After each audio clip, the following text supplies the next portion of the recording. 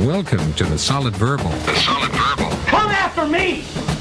I'm a man! I'm 40! I've heard so many players say, well, I want to be happy. You want to be happy for a day? Eat a steak. It's that woo-woo. And now, Dan and Ty. Welcome back to the Solid Verbal, boys and girls. My name is Ty Hildenbrand. Over there, it is the one and only Dan Rubenstein. And where are you now? I'm in Houston, Texas, Ty. I am doing this show from Radio Row. I brought my sort of elaborate audio setup, and this is the first time we've recorded since the national championship, correct? The first time, yeah. Since our national championship recap, since we played our conversation with Adam Amin last week, we put that up. So I'm sitting at a table, an uncomfortable table, and I'm amongst like 7,000 radio shows, but having a good time. And my signing day knowledge is above average, but not as great as years past, just because I've been working all day on Super Bowl stuff. But life is pretty good, Ty. How you doing? I'm doing well. What's the fashion situation down there? Is it any better than Radio Row when we were down at Audio Avenue in Tampa? Okay, so I don't know this person personally, but fashion-wise, I know you're fascinated by jean selection, right? Yeah, big time. So there's somebody that either is currently or has been considered to be like an NFL super agent. Okay. And you would assume when you're associated with that kind of term that you probably are looking slick, right? No. Jerry Maguire-esque. Dude, they wear whatever they want. But that specific kind of look, that image, you want to project that kind of slick, sort of swaggy look, right? Because you want to impress college kids as you're recruiting them to become their clients. One would think, yeah. Atrocious. like comic book store, like real, like somebody who eating in a fast food dining room, kind of bad. It was really disappointing. Okay. But otherwise, the fashion's fine. Nothing out of what you wouldn't expect. You got a lot of sort of oversized polos, a lot of uncomfortable facial hair. Yeah. All right. Well, welcome one and all to our National Signing Day special here. Again, you can find us on Twitter and Facebook and Instagram and Snapchat, all of the usuals out there on social media. Don't forget, if you like the show, perhaps you're just finding us, itunes.com/solidverbal. We'll be here all offseason talking college football. Today, though, it's National Signing Day or National Letter of Intent Day, whatever you want to call it. It is when the stars of tomorrow sign with their new college teams. In some cases, if you're Alabama, they're signing like a semester or two in advance and perhaps taking on a gray shirt. But nonetheless, we are finding out where some of these stars of tomorrow are going to play. We're going to be joined here momentarily by our good friend Brandon Huffman, who's been on the program for years on end now, on signing day, talking about all things recruiting and, where the hits, where the misses are, things like that. He is far more knowledgeable about this and perhaps everything than you and I, Dan. Yes. I'm always excited to have Brandon on. Is there anything that stood out? How much did you pay attention to signing day? Anything that stood out to you in terms of trends, storylines, surprise teams, anything? Because this year, honestly, I've paid more attention to Oregon recruiting than usual because of the Willie Taggart and the transition situation with the new staff. Sense. Yeah. And all things considered, having 6 weeks to recruit, I think they did a pretty good job. So no complaints from me. They seem to address some issues. They seem to pull some kids that perhaps were unexpected. But what did you take away looking from a more 10,000, 30,000 foot view? Yeah, I mean, I think this is actually where you and I can relate to the masses quite well, given the fact that you were tied up all day down there at Super Bowl Radio Row. Yeah. And I'm obviously still working the mysterious day job. I feel like that's how a lot of people keep tabs on signing day. Not everyone can be in the weeds all day looking at this thing. And, again, just as you said, from a 30,000-foot view, I tend to focus in on the goofy stuff because that's what makes this bearable to me. I've said it time and time again on the show. I'm not like a huge recruiting buff, but I do enjoy some of the storylines. Cordarian Jones, a surprise commitment to Maryland, sent a weather balloon up into outer space. DJ Durkin! Yeah, DJ Durkin had a hell of a day for Maryland, so we'll talk about that in some detail with Brandon here momentarily. There was a kid for BYU who landed a helicopter inside the stadium to announce his commitment. We also had a guy, Levi Jones, a 4-star linebacker who went to USC. I saw this. He did the age-old T-shirt fake out. He did like the Russian doll layering thing where he faked to Florida and Florida State before eventually committing to USC. So that was fun. We had a guy commit to Washington State after flipping from Nebraska, after flipping from Oregon State. All within a short period of time. I cannot stress enough, now that pretty much all of the faxes are sent in, I cannot discourage anybody listening to this show from tweeting at high school students, class of 2018, 19, 17, whatever. Could not discourage it more. Please do not do that. Don't do that. And then the big story for me, not to drone on too long here, please, but our two national champions of recruiting names were Kobe Buffalo Meat. Yes, that's a real name. Kobe Buffalo Meat. Two different kinds of meat, I'll add, but Kobe Buffalo Meat is actually a kid's name. He's 6'7", 285, and he committed to Illinois State. He's from the Heartland Go Redbirds. in Lawrence, Kansas. And then my personal favorite was a gentleman by the name of Sincere Davis, who ended up at Ole Miss after flipping from Colorado State. Just a pure Southern gentleman, Sincere Davis. I love it.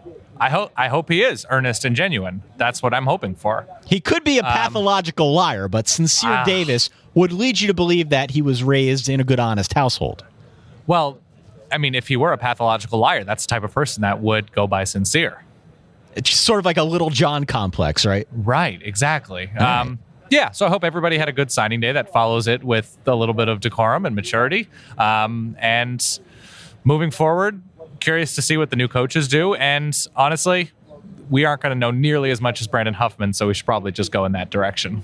All right, Dan, we are joined now on National Signing Day by the National Director of Recruiting for Scout.com. He's a gentleman. He's been on the program, gosh, I don't know how many times, but Brandon Huffman, how are you? I'm doing good. Ty, Dan, thanks for having me on. It's been a long time that we've been doing this, so I'm glad that you guys, and I'm thankful you guys asked me to come back on again. A tradition unlike any other. That's right. Before we get into it, we got to ask about the Avery Strong Foundation. How are things going? They're going great. We actually just announced a golf tournament coming up in June. We've got some more events coming up that we're trying to lock in locally, and things are going really well on that front. Obviously, I'm glad you guys asked, because that gives me a chance to thank you two for your guys' support, for the listener support, just for the donations that you guys made. I mean, we are so grateful for just the outpouring of support for it, and can't thank you two guys enough. And it's going well. So we are excited to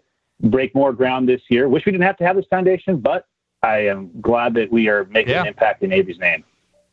Absolutely. All right. So awkwardly transitioning on to a far less significant topic in college football recruiting. As I understand it, Mr. Huffman, you guys have just formally announced your recruiting national champion, and I'm assuming it's going to be Boise State. Who is it this year? You know what? Boise State is actually our group of 5 champion. Oh, but nice.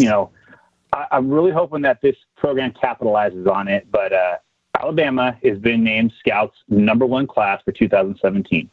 Wow. How many years running now is this? It's actually only the second year in a row that they've won the national title. I think USC finished ahead of them by ever so smallest of margins 2 years in 2015, but they, again, just ran away with the pack. They were down to Georgia going into today, but like Alabama's want to do, they tortured Georgia and ended up with the #1 class. So what is the strength of their class? I feel like it's probably a redundant question. Obviously, they can pretty much pick off whoever they want, as you mentioned, and certainly as we've seen around the internet, but guys are like coming there just to gray shirt and wait it out until they'll have an opportunity to play. But where, as you look at Alabama, do you see the real strength of their 2017 class? Well, it starts really with Najee Harris, who's the #1 player in the country in the 2017 class. Interestingly enough, this is the first time Nick Saban has landed the #1 overall player in the country on Scouts rankings in his 11 recruiting classes at Alabama. I've been watching Najee Harris since he was a freshman. I've seen a lot of great running backs come out of the West Coast. Najee Harris is probably the best back I've seen out west in the 14 recruiting classes that I've covered. They had to put up a little bit of a fight. Michigan was making a late run at him in going into the U.S. Army All-American Bowl, but he went from San Antonio right into Tuscaloosa. He's already enrolled, already on campus. So Bama has the #1 overall class and the #1 overall prospect. That right there is their strength. But They've got a couple of very good quarterbacks. They've got Tua Tagovailoa, a 4-star quarterback out of St. Louis High School in Honolulu. They've got great offensive linemen. And, I mean, really, you just look across the board. Bama has guys. They even have highly regarded kickers in the class.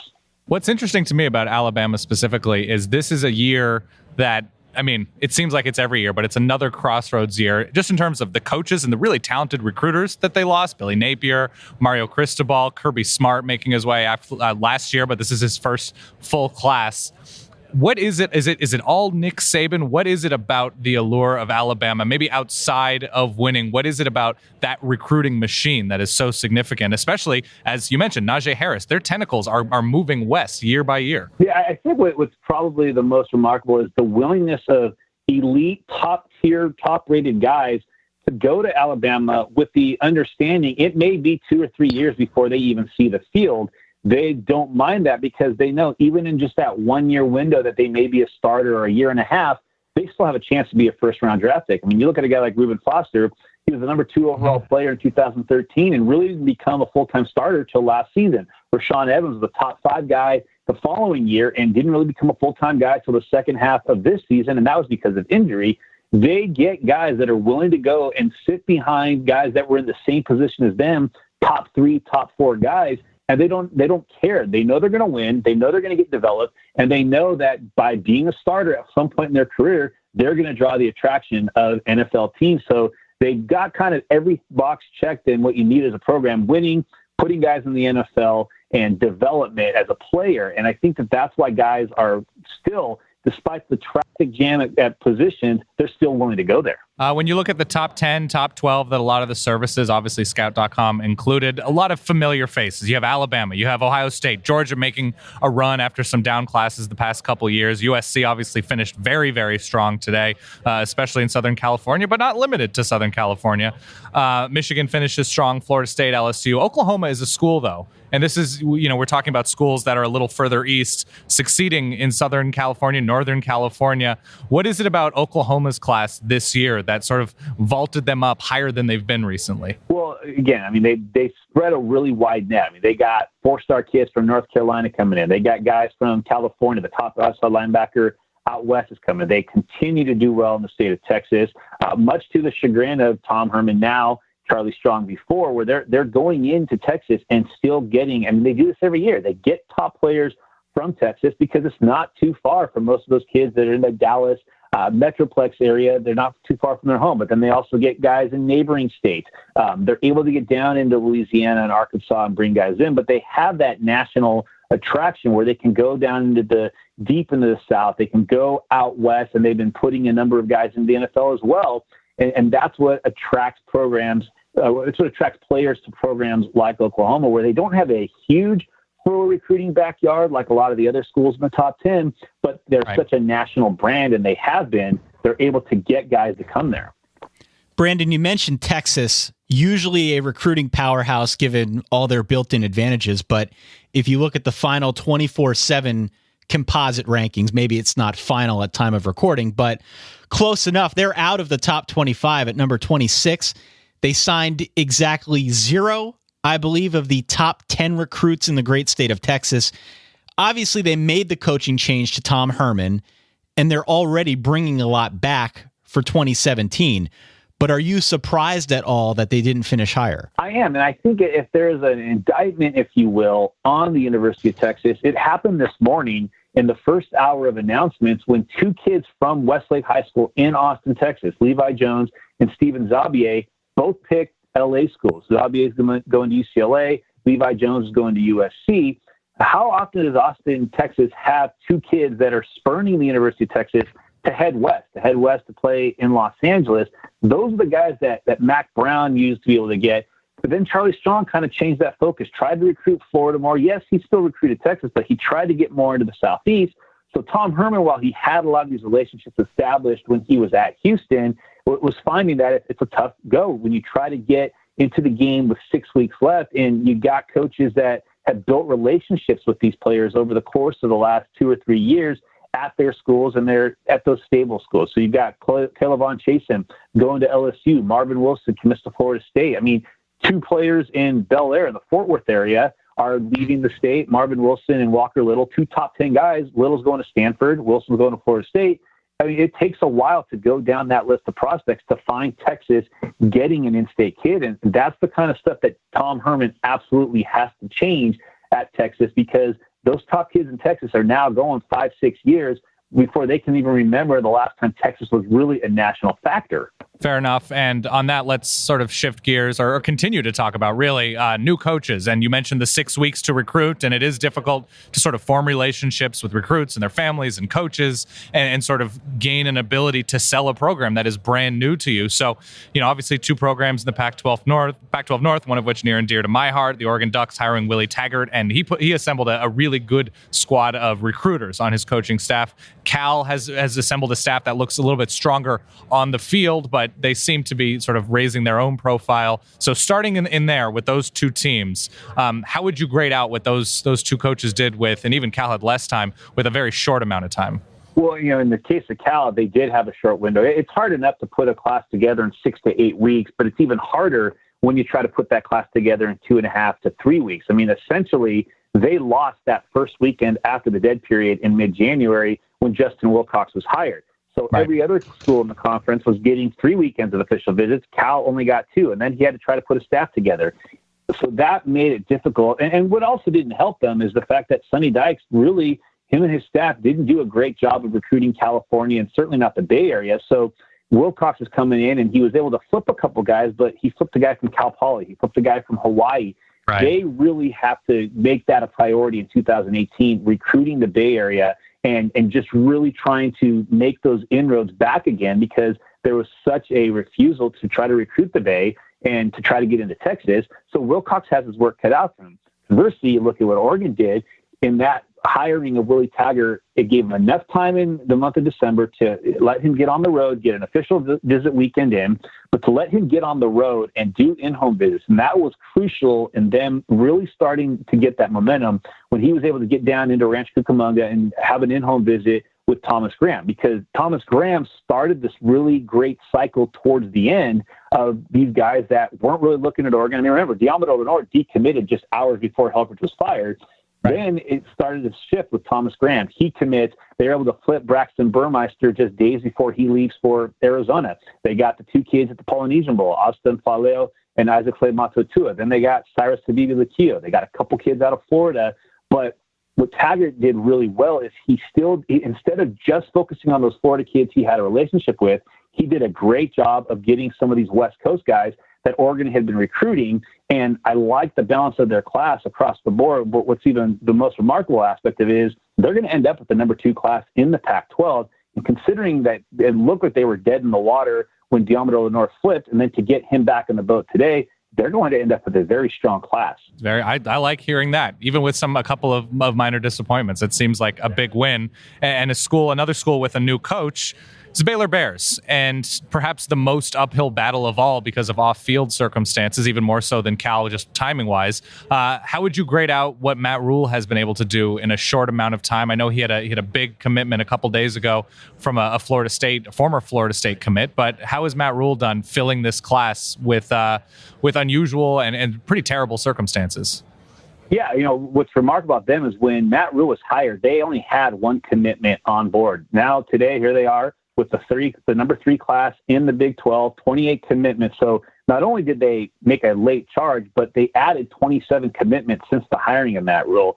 So they're not just getting quality, but they're getting quantity too. And I think that was probably the most remarkable aspect of it, and that they were able to get so many guys. It's one thing to be able to go get key guys, but to get key guys and to get a lot of guys when he didn't have a lot of ties, really no ties to the state of Texas, but he was smart. He hired some guys that were in the Texas high school football scene, guys that knew where to recruit, where to go get guys. And the majority of their class is big on Texas, but they got a couple kids from the Northeast that he was recruiting at Temple, or guys that at least he was aware about. But I think if you look at this class and you see how many kids from the state of Texas committed to Baylor and that are signing with Baylor, there's a lot of news out there about the Baylor football program that these guys probably see more than the average recruit. Just being in Texas, it didn't bother them. They committed, they signed, and I think Matt Rule especially because of the circumstances that he was recruiting with, has to be very pleased with the top 35-40 class. All right, and we'll stay with new coaches just because that's where the most eyes seem to be in terms of change on the field and in the facilities. LSU and Ed Orgeron had probably the most ideal circumstance for a new coach in that he's there. He knows how things work in Baton Rouge. He knows the recruiting landscape. He had already been recruiting before losing the interim tag and becoming the head coach. How well of a job did he do building a class, closing the class, sort of forging those relationships and building this program into a contender during the recruiting cycle? Well, they got Caleb Von Chasen today, who was a 5-star defensive end out of Texas. Mm-hmm. They got Todd Harris, who's a top 100 safety out of Plaquemine, Louisiana. So they kept the local kid.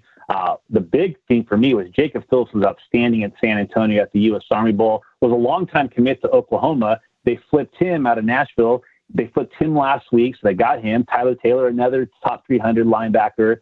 Miles Brennan, they were able to hold on to. There was a lot of uncertainty what Brennan was going to do after the firing of Les Miles and after the adjustment of coaches. And then when it looked like they were going to get Lane Kiffin as their offensive coordinator, then there was the uncertainty of who they were going to hire as the OC. Brennan was given a little bit of an eye to leaving the state, or to leaving that class, ends up signing with LSU. Jacoby Stevens, another top 5 safety out of Tennessee. So I like what he did in Louisiana, but I also like what he did in the surrounding states. And that was what Orgeron's calling card was when he was at USC. It was when he was at Tennessee, is that he really has this ability to cover a wide swath of land. And Louisiana is going to always be good to LSU, but what's going to help them, I think, compete with Alabama for the SEC West is for him to still be able to go into some of the surrounding states and get top guys.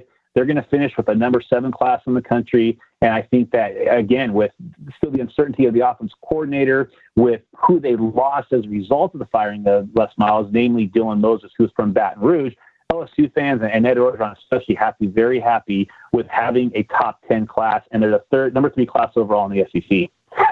Brandon, the top 3 recruiting classes in the Big Ten at time of recording belong to Ohio State, Michigan, and Penn State, which obviously is not a huge surprise. The 4th best class belongs to Maryland. They had a guy, Cordarian Jones, send a weather balloon to space in order to commit via a video. Yes. This one, I think people are going to listen to the show. They're going to go and examine the class. They're going to say, wow, Maryland sort of came out of nowhere here. How did DJ Durkin build this class, and what do you think it says about perhaps the direction that he's trying to take things? Well, I think what was most remarkable about that class is that he went into Virginia and to a very good school in Virginia at Bishop Sullivan and was able to get 3 guys from that school. So you got Justin Fuente, who competes for an ACC championship in his first year there. You had Bronco Mendenhall, who's in his first year there, and Durkin as well in his first year. And Durkin's the one who goes into Virginia and gets key guys. But then he also got key players from Maryland. Durkin, coming from the Jim Harbaugh tree, he knows that just because you sit in a certain region doesn't mean you can only recruit that region. He spread his wings. Yes, there's guys from D.C. on this team. There's guys from Maryland on this team. But you also have guys that he went down and got in Georgia. He went down into Florida. He got a couple JUCOs. He got guys from Tennessee. And so he really kind of cast that net wide. The big get for them was Anthony McFarland, who was an in-state running back, number 6 running back overall from DeMatha Catholic, had a lot of national attention, had a lot of schools after him, but he wanted to stay close to home. And I think that that's going to be key for Durkin moving forward, is keeping the top Maryland kids there. That was something that the previous coaches at Maryland struggled with. They had a hard time keeping those kids. And I think what I also like about what Durkin did is instead of trying to recruit west of Maryland, he tried to stay in the Atlantic area. With that move to the Big Ten, that was always the worry that they would try to go into regions where they didn't have ties just because they were in Big Ten country. He's focusing on the Atlantic as the core of where his class is coming from. And I think if you look at this class, it's evident that effort to focus on that Mid-Atlantic region paid off for them. Yeah, and another Big Ten story is what Ohio State did very quietly, the number 2 class, but a monster class. If it weren't for Alabama, this would be like the talk of the town. When you look at what they've done now, how is Urban Meyer trying to reconstruct the farm in Columbus? You know, what's interesting about that class is just how much of a focus that Ohio State had on the West Coast and how much of a focus they had in Texas. I mean, when Meyer was at Florida, he obviously was able to recruit the SEC areas, the South, really well. But this year, they kind of made more of an effort out west, and it hasn't been really something he focused on before this season at Ohio State. But they come out west. They get 2 players from Bishop Gorman, Tate Martell and Haskell Garrett. They get the number 1 offensive lineman in California. In fact, who's California's Mr. Football, Wyatt Davis. If any of you guys have ever seen the movie The Program, remember Alvin Mack, the character? Yeah. It's Alvin Mack's son is the offensive guard headed out of St. John Bosco to Ohio State, 5-star player there. They went over to Maryland, got Chase Young, another player from DeMatha, which DJ Durkin's going to work on to keep the super, super top guys in close to home. But they really had a good year in Texas, and I thought that was interesting because you had Tom Herman down there in the state of Texas. He was at Houston, then he went over to Texas, and yet Urban Meyer had more success with the top-end guys in Texas over his former disciple. Got Jeffrey Okuda, who's a top 15 player, got Baron Browning, who's a top outside linebacker in the country, and then got Kendall Sheffield, the JUCO, number 1 JUCO player in the 2017 class out of Blaine College. So he really kind of spread his wings even wider this year, and that's the danger with trying to recruit against Urban Meyer. He's got such a good reputation as a coach, as a developer, and I think moving forward, one of the big challenges for schools trying to recruit against Urban Meyer in Texas is now you've got Ezekiel Elliott playing for the Dallas Cowboys, repping Ohio State all the time. That's just another notch in his belt and another thing for him to sell to those Texas kids. Come up here, come from the Midlands, go to Ohio State, and you too could be starring on the biggest stage in the NFL. Today's National Signing Day show is brought to you in part by our good friends over at Movement Watches. You know them, mvmtwatches.com. We've talked about them before. They started a lot like us, actually, from humble beginnings. 2 broke college kids. They wanted stylish watches. They didn't have money to pay for them. They thought maybe they'd start their own. Now they sell entirely online, which means they can cut out the middleman, cut out the markups. They can give you the best possible price. Their watches, they start at just $95, which, as you know, is a fraction of anything you'll find in a department store. MVMT makes watches that have a classic design, quality construction, styled minimalism. They've sold over 500,000 watches in 160 countries. Dan and I both have watches from mvmtwatches.com. We both get compliments all the time. You will too. Right now, go to mvmtwatches.com/solid. You'll get 15% off today, plus free shipping and free returns. Grab one right now if you're looking for a Valentine's Day gift, but do it before it's too late. Head on out to mvmtwatches.com/solid and join the movement. Tonight's show also brought to you in part by our good friends over at Blue Apron. Listen, not all ingredients are created equal.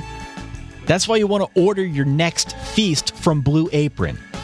They give you fresh, high-quality ingredients, and it makes a real difference. You can taste it. Plus, now it's less than $10 per person per meal. They'll deliver it right to your front door, an easy-to-follow recipe with pre-portioned ingredients, everything you need, courtesy of 150 local farms, ranches, and fisheries in the good old US of A. Some of the great meals this month include cashew chicken stir-fry with tango mandarins and jasmine rice, udon noodle soup with miso and soft-boiled eggs, roasted pork with apple, walnut, and farro salad, and of course, crispy barramundi with quinoa and roasted carrot salad. Get your first 3 meals for free with free shipping at blueapron.com/solid. Again, that's blueapron.com/solid. Blue Apron, a better way to cook. Let's jump down to the ACC quickly. Florida State came in first in terms of ACC recruiting. Miami came in second. Coming in third is the now defending national champion Clemson Tigers. Does this represent any kind of recruiting drop-off for them, or are there other extenuating circumstances that people should consider when they're looking at these rankings? Well, I think in the case of Clemson, it's interesting because I was doing a little bit of homework earlier today. Clemson has not had a top 5 class, not even a top 10 class in the last 5 years, yet they've played in 2 national championship games. They won a 3rd BCS Bowl, and this year they're not even in the top 25. Now, part of that's because they have a smaller class. They only have 14 commitments. In fact, in the top 50, they're the only school in the top 50 with less than 15 commits. And so if you are, well, with the exception of Stanford as well, who recruits differently more than anybody, but for Clemson to compete for national championships, and yet they still haven't had a top 5, top 10 class, it's pretty remarkable. But people that think that there's a drop-off, you go to the 2018 rankings, which we're going to release a new set on Thursday. The number one player in the 2018 class in the country, Trevor Lawrence out of Georgia, is already locked in with Clemson. He's already committed there. So they lose Deshaun Watson, but they've got a nice steady stream of quarterbacks coming in. And I think that Dabo and his staff do a tremendous job of developing those guys and playing guys early. But this is just one of those years where they had a smaller class, so it may not be as sexy because there's not as many guys in it, but they definitely filled some key needs. Let's stick with that theme because you did mention Stanford, another school with a very small class. Obviously, the way that they recruit is different from most of the rest of the country's powers, but you look at their class and I think they have, of their 14 commitments, 9 or 10 guys that would be considered blue chips, which is still weird to say with Stanford, but they might have the best offensive line class and the best pure quarterback in this class, which is nothing to sort of skim over. How strong is this class, just in terms of the quality, not necessarily the quantity? I mean, it's the most Stanford thing ever to have the number one tight end and the top 2 offensive linemen in the country. And that's what they're really pushing as sexy, because for Stanford, that's really sexy. They love to get those big guys in the trenches. Colby Parkinson's the number one tight end in this class, and I've said this a couple of times. If you kind of take the key attributes of the best tight ends at Stanford in the last decade, the length of a guy like Levine Toilolo, the hands of a Zach Ertz, the strength of a Kobe Fleener, the speed of an Austin Hooper, and you put them all into this one bat and said, hey, let's design a tight end, Colby Parkinson is what they produce. Then you take in the top 2 offensive linemen in the country, Foster Sarrell and Walker Little at 1 and 2, plus Ben Davis Mills. And again, I hate to throw out player comparisons because so much goes into that. But if you're going to look at the closest thing that Stanford's had as a quarterback to Andrew Luck, Davis Mills is that guy. So Stanford has 3 of the top 6 players in the country. Every year it's the year David Shaw's supposed to be going to the NFL, and every year David Shaw stays because he's just recruiting at such a different level. He's getting the best players in the country. People that thought that drop-off was going to happen from Harbaugh clearly don't know that Stanford just continues to recruit better than just about anybody, given what they have to deal with from an academic standpoint. And so they got 5 top 100 players, and they only have 14 kids in this class. I think they end up with on terms of the average star ranking, they have the most quality class of anybody in the Pac-12. UCLA, USC obviously finishes in a crazy strong way, but where are they specifically strong in this year's class? Defensive line. I mean, they got 2 of the premier defensive linemen in the country, 2 of the premier defensive tackles in the country. Marlon Tuiapolatu, who was from Oregon, actually spent the majority of his childhood in Los Angeles before moving to Oregon. But then he committed to Washington in April. A lot of people thought, hey, how solid is that commitment to Washington? Then there was rumors he was going to move back to Los Angeles. He stayed strong in his entire recruitment to Washington. Then about 2 weeks ago, USC gets him for an official visit. He ends up flipping to USC and enrolling. Then today, so he's the number 5 defensive tackle in the country, number 2 in the West. Then today they got a commitment from 5-star Jay Tufele out of Salt Lake City, and he's the number 3 defensive tackle in the country, but the number 1 in the West. So they get both those guys. They get the number 2 receiver in the country. They get the number 2 tight end out West. They get one of the top outside linebackers in the country and one of the top athletes in the country. So they went into today with 6 guys that they felt that they could get, all top 150 guys. They got all 6 of them, including 3 5-stars. So Clay Helton, I think the thing really turned around for them when they beat Washington in Seattle in November. The next day, they flipped Jack Sears, who took over for Sam Darnold at San Clemente, from Duke. And since then, they've had nothing but recruiting momentum. And so the way they closed on the field with 10 straight wins or 9 straight wins was followed up with them closing dramatically in recruiting. They have a top 5 class and the top class in the Pac-12. You mentioned Washington, obviously coming off of a playoff appearance, maybe not the greatest appearance for the offense, but nonetheless, an incredible season for the Huskies. Were you a little bit surprised that they were not able to capitalize on that sort of on-field success as much as they were, or did this seem appropriate? No, because they were actually sitting in. After they won the Pac-12 championship game, they had Marlon Tuiapolatu fully on board. They had Connor Weddington, a top 100 kid from their backyard who'd been committed since February, on board. But then Weddington, the week after the Pac-12 championship game, was admitted into Stanford. He decommitted and then ultimately flipped to Stanford. They lose Tui Pilatu. They have the number 2 player in their country in the backyard, Foster Sarrell, although I never thought he was going to Washington. So they lose 2 of the top 3 players in state, plus their highest rated commit. They were able to add a few guys today that, were nice complementary pieces, but I think there's a lot of frustration with Washington, with the coaches that are just, they were this close to having a magical class, but then they lose 2 players to 2 of their biggest rivals in the Pac-12 at both Stanford and at USC. And I think that, Chris Peterson has done a great job in the state of Washington, but now that's 2 years in a row. The top player in the state has left them. Last year they lost Jacob Eason. This year it's Foster Sarrell. So they, could have had a class become much better than it was. It wasn't ever going to be a big class, but it was going to be a strong class. Losing Weddington and losing Tui Pilatu, though, is definitely leaving them stinging. All right, so we've talked about a couple teams that are certainly top-heavy, and we'll stay in the Pac-12 before we go elsewhere. UCLA, a team you're exceedingly familiar with, very strong at the top with arguably the nation's best corner in Darnay Holmes, arguably the nation's best pass rusher in Jalen Phillips. How do you evaluate the job that they've done, and has there just been too much turnover and too much uncertainty around the coaching staff after last year for UCLA to sort of maintain the momentum that they've had on the recruiting trail? This really was a tale of 2 classes for UCLA. There was their defensive side of the ball, which was very good. Like you mentioned, Darnay Holmes, Jalen Phillips, the top defensive end and cornerback in the country. But then on the offensive side of the ball, they didn't sign a receiver. They didn't sign a running back. They did add a 4-star offensive lineman today, but he hasn't played since his junior year because he had some transfer issues. They signed a quarterback who's barely a top 75 guy, who's more of a sleeper project. They didn't hire an offensive coordinator until January. They got rid of their offensive line coach 2 weeks ago. So there's too much turnover on the offensive side of the ball, and some coaches that maybe just didn't put the effort in to recruit, that the coaches that replaced them didn't have a lot of time to make up with. Now you flip over to the defensive side of the ball, and they did well on the defensive line. They did well in the secondary, but UCLA's problem last year wasn't on defense. It was certainly on offense. And then they follow that up with just a very mediocre offensive class. So, this is going to be a make or break year for Jim Mora at UCLA. They were able to salvage this class largely because Jalen Phillips was a son of 2 UCLA students, 2 UCLA grads, and Darnay Holmes, his father, and Demetrius Martin, the defensive back coach at UCLA, were longtime friends. But if you look at this class across the board, a lot of disappointment because of how bad their skill position signings were in this class, and they really need to make a difference in 2018 when there's better receivers, better running backs. But this is a pressure year for Jim Mora, both on and off the field.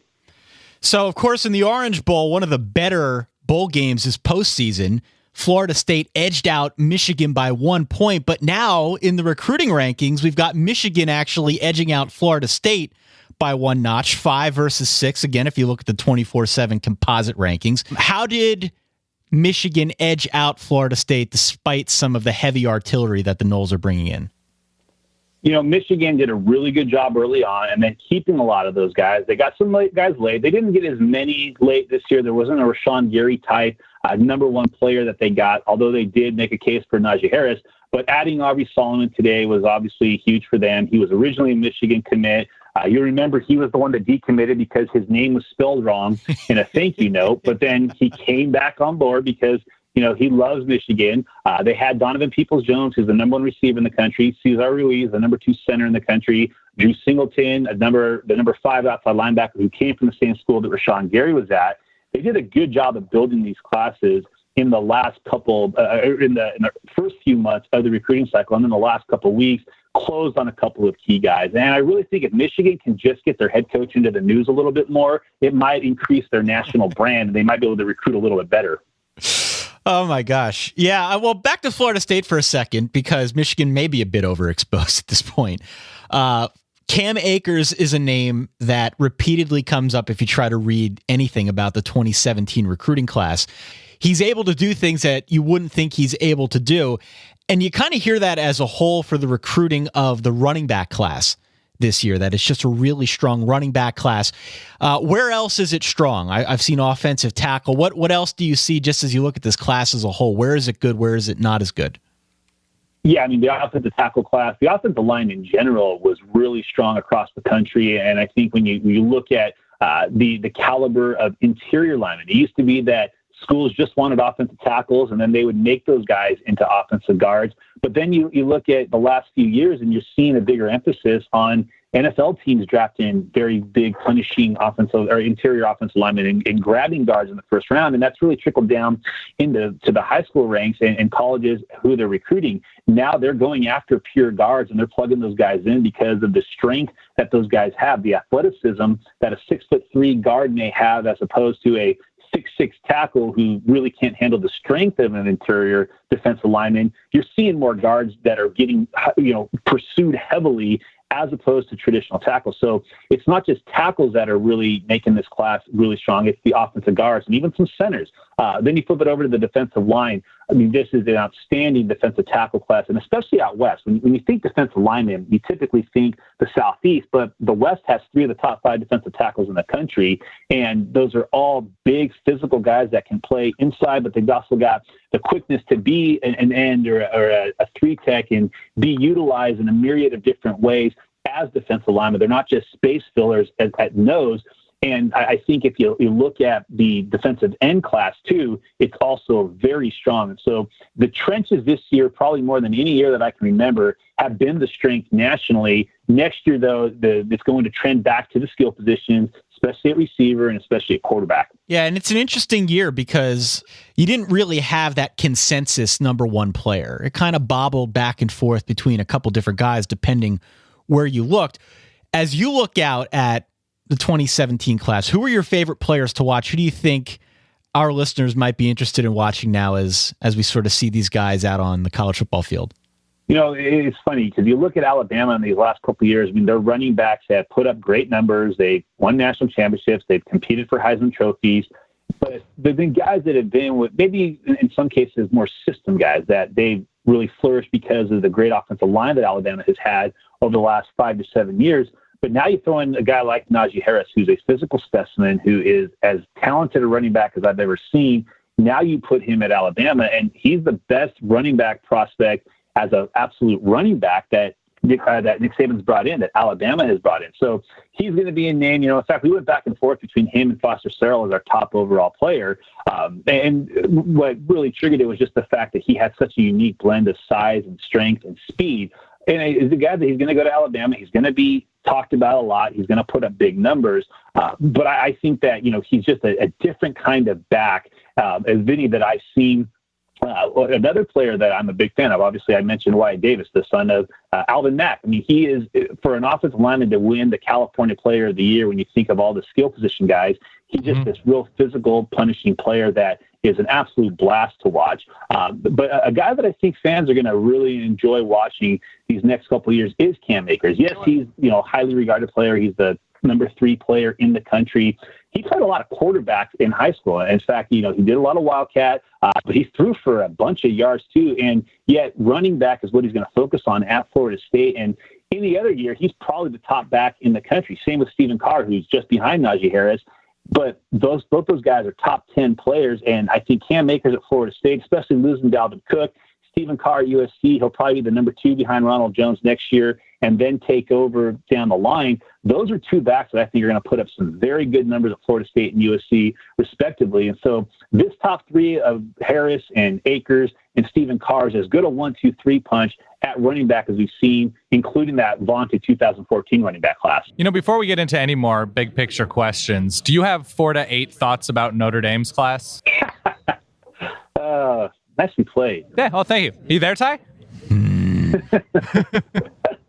Speaking of coaching turnover, when you have a lot of coaching turnover and you lose, especially you have the guys that weren't asked to return, that were told to turn in their playbooks and told to turn their keys in. But then you lose guys like a Mike Stanford, who is one of their better, younger, aggressive, energetic recruiters. You lose them to head coaching job. That's a bummer, but that was one of those that you kind of had to see coming. You had to expect coming. But it still doesn't help when you have coaches when you have that turnover as much as they did. So Notre Dame still is going to end up with a very good class. They've got a lot of good players coming in. I think that only Ohio State in the top 15 has as small of a class as Notre Dame does. So it's high on quality in that class if the numbers aren't that big. But they've got some guys in this class that I think have a chance to be very good players in college, and guys that I think are going to become kind of household names because they're going to be able to play early and they're going to be utilized early.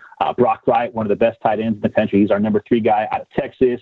CJ Holmes, a 4-star athlete out of Connecticut. Aaron Banks, who was the top lineman in Northern California, he's already enrolled. Notre Dame does a good job of getting those guys in on campus early on. Ty, you're going to be excited because they also have a Swedish foreign exchange student in Jordan Genmarkey, who happened to play with Rick Meyer's son down in San Diego. They flipped him from Cal recently. So there's going to be some storylines there, I would imagine, being that he's a Swedish exchange student. Nice. Okay. I like that. Is there an emerging region in the country? Obviously, teams that have the most talent near them tend to succeed more. Is there a specific region that you see growing and not necessarily becoming on the level of like Southern California or Florida or Georgia, Texas, whatever, but is there an area where you're seeing more and more and more that really seems to be making a jump in terms of pure talent availability? Yeah, I mean, I think the Northeast is really seeing a growth there for, especially New Jersey. There's becoming more players out of New Jersey that are signing with schools than, even Pennsylvania. And I think that you're starting to see even some of the outer states in the Northeast starting to produce. But I got to say that the state that I think is becoming better and better, they were known initially just for their guys in the trenches, but you're starting to see more skill guys, is the state of Utah. And there's a reason that schools are now making it a priority. Ohio State and Michigan did a satellite camp in Utah. Ohio State was pushing for guys heavily in the state of Utah.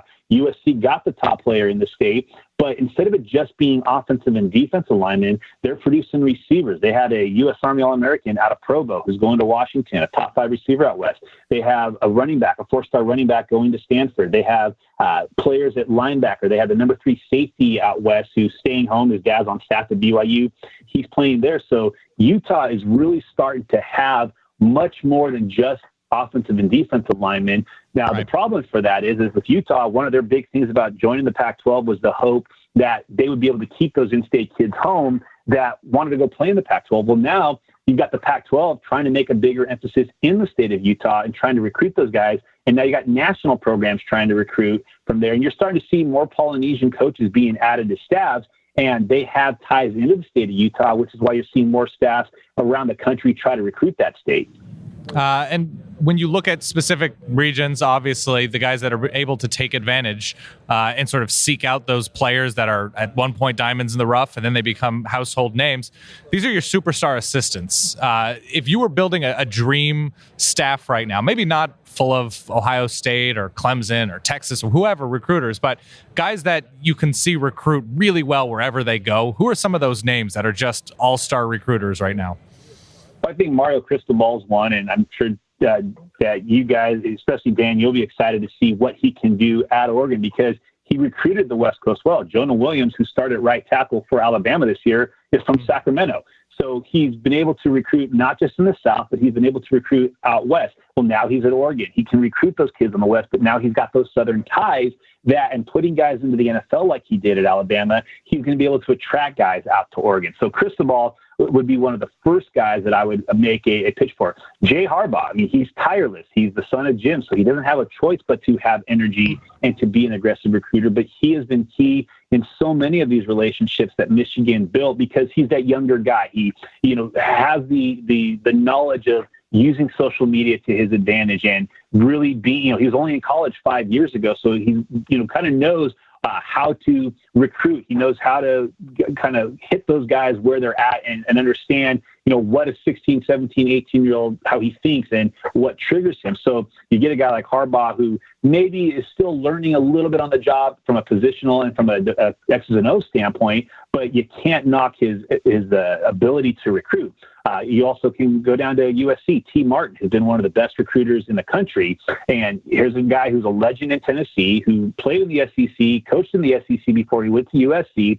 He can recruit nationally, but then also has Gardena Sarah, which has been so good to USC in the last few years, as his main school. So he's been kind of their national recruiter and a guy that I think has been really in the last couple of years putting himself out there as one of maybe the next head coaching hires from the coordinator ranks, maybe Tennessee, if they're looking for a replacement for Butch here in the next couple of years, looks west and brings T. Martin home. But he can recruit. Obviously, USC's offense put up some numbers this year. So those are three right there that I think if you start with those three, you can probably do a lot worse. And then you go get some young, energetic defensive guys on the defensive side of the ball.